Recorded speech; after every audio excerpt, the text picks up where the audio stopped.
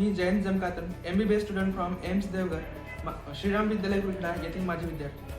मी आज जे काही आहे ते आमच्या शाळेचे प्राचार्य श्री नागेश्वर फाये सर आणि आमच्या या शाळेमध्ये शक्य नव्हते.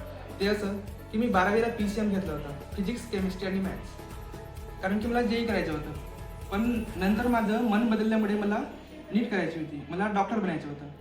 पण मला 12वीला बायो विषय नव्हता, यामुळे मी नीट परीक्षा देऊ शकत नव्हतो. मी बायो विषय ॲड करण्यासाठी खूप ठिकाणी फिरलो, पण मला याचं समाधान मिळालं नाही. नंतर मी श्री नागेश्वर फाये यांच्याशी संपर्क केला. त्यांनी मला मार्गदर्शन दिले, बायो विषय ॲड करून मला पुन्हा परीक्षा देऊ दिली. त्याच्यासाठी मी आमच्या या शाळेत रेग्युलर क्लासेस केले. त्यामुळे मला खूप असं रेग्युलर क्लासेस केल्यामुळे मला नीट परीक्षेची तयारी करण्यासाठी चालना मिळाली. त्यानंतर मी नीट परीक्षा दिली.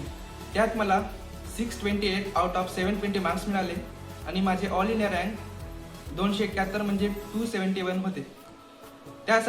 त्यानंतर मी जेव्हा एम्स देवघरला ॲडमिशनसाठी गेलो तर त्यांनी मला मायग्रेशन सर्टिफिकेट लागेल असे सांगितले. त्यानंतर मी नागपूर बोर्डला संपर्क केला तर त्यांनी म्हटले की तुला मायग्रेशन सर्टिफिकेट कमीत कमी 15 दिवसात मिळेल.